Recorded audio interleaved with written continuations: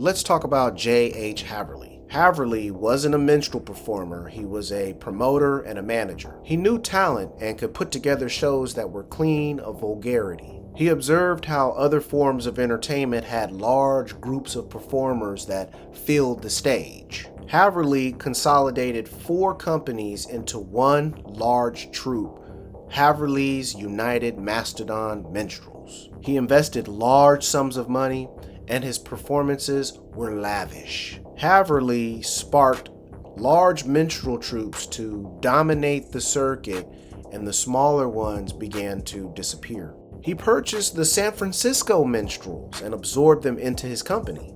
They had the Only Leon and the great Charlie Backus and Billy Birch, and from there they dominated. In 1881, Sam Hague's British minstrels came to America and brought his version of more refinement with less comedy and more focus on musical and vocal precision. The Inmen were the only ones in blackface. Hague led the way for George Primrose and Billy West's evolution of minstrelsy. Sometimes minstrels wouldn't appear in blackface, and they made everything lavish and elegant. They wore Shakespeare-like costumes and did not sing about the plantation.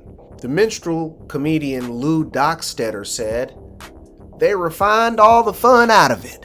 This statement reveals the truth about blackface performances 50 years after Thomas D. Rice performed Jump Jim Crow. People found it funny and entertaining to watch white people in blackface ridiculously mock and pretend to be black. How are you, Mr. Bones? Well, Mr. Tambo, I'm just about even. Even? Even better than I was before.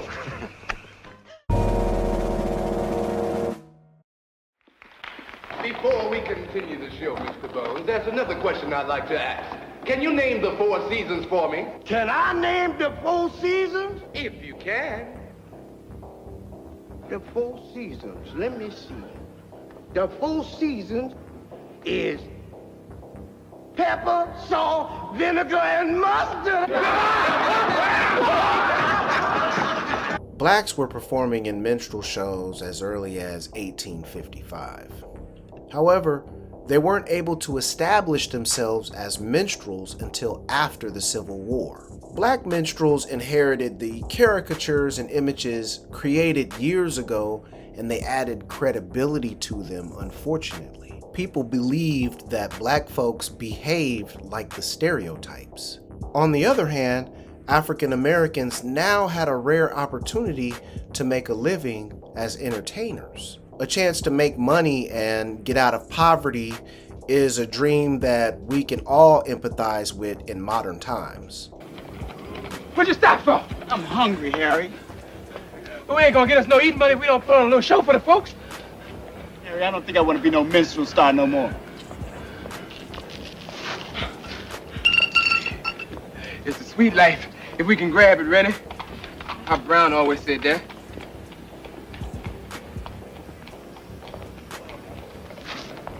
Rennie, look. Things is always darkest for the storm, Mr. Tambo. Oh, that's fine, Mr. Bones. Except I'm so hungry, my tapeworms are screaming.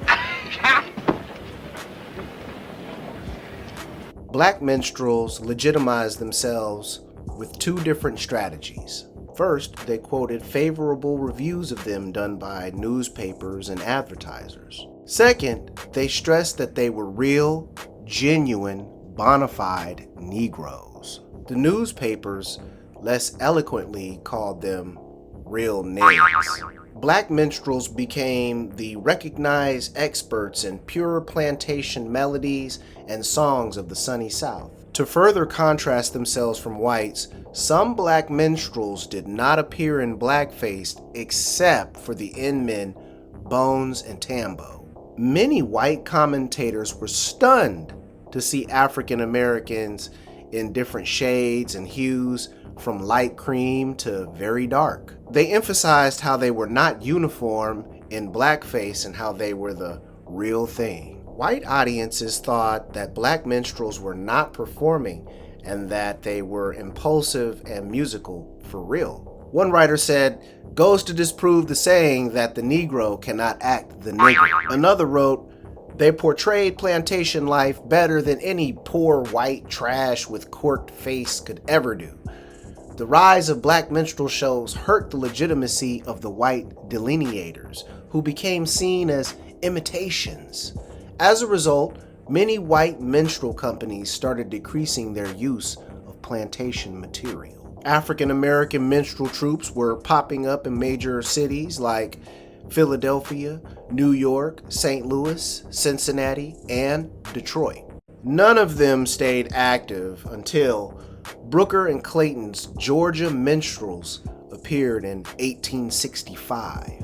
They called themselves the only Simon Pure Negro troupe in the world. Northerners who were curious about newly emancipated slaves would attend their shows, and they established themselves as a first-rate act. They were very prosperous, and they outdrew all other minstrel troupes in March of 1866. They were so good at their brand, Georgia Minstrels became synonymous for colored minstrels. Whites referred to themselves as nigger or Negro minstrels.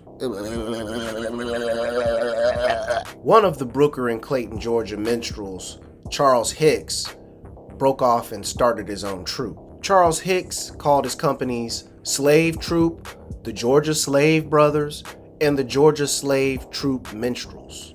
In promotional material, they would always use the word genuine, novelty, curiosity, bona fide, and authentic. In 1872, Charles Hicks sold one of his troupes to a white man named Charles Callender, who became his business partner.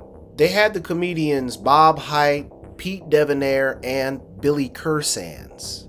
That talented lineup became the best black minstrel troupe, and they toured big cities in the Northeast, Northwest, and drew massive crowds. Soon after the short-lived success, the biggest stars, Cursands and Hite, demanded the money that they felt they deserved. They were outraged and asserted their independence as men. Callender refused to pay them, and they left and formed their own troupe. The troupe that they created eventually failed, and everyone except for Bob Hite returned back to Callender. Bob Hite became a big star, and he left the country and moved to Europe. In June 1878, Callender sold the Georgia Minstrels to J.H. Haverly. Haverly moved his white minstrels away from plantation material and had his black troupe do it mainly. He broke away from the semicircle tradition and moved to having everyone spread across the stage. His vision was to use backgrounds of plantations and cotton fields to give it a more realistic feel as to what white folks thought plantation life was like. He urged people not to confuse his refined mastodons with his colored minstrels. Callender had a rivalry with Haverly on the West Coast. His consolidated colored minstrels monopolized the West Coast based out of San Francisco. They included the groundbreaking Higher Sisters Act. The Higher Sisters, Emma and Anna, had their own company and toured America doing serious opera and drama shows. Black performers became big stars, the highest paid being Billy Cursands. His claim to fame was his gigantic mouth he would contort in different comical ways. Cursands acted out a caricature of a slow-witted, ignorant black man. They also had James Bland, the most influential and prolific minstrel songwriter. He wrote over 700 songs, including Carry Me Back to Old Virginia and Dem Golden Slippers. He played with the Bohee Brothers and Sprague Georgia Minstrels, which had Billy Cursands and Sam Lucas. Lucas, a singer, composer, comedian, was a conscious artist looking to play serious parts that were not minstrel. He wanted to diversify the image of the Negro on stage, and he got his opportunity when the Higher Sisters cast him to be the title character in their production of Uncle Tom's Cabin. He then became the first black man to play the title character. Lucas later performed in shows that would turn the Black Minstrel Show into the musical. In 1889, Lucas was in the black musical Welcome to Coontown, written and produced by African Americans. At the apex of his career, he became the first black man to star in the film version of Uncle Tom's Cabin.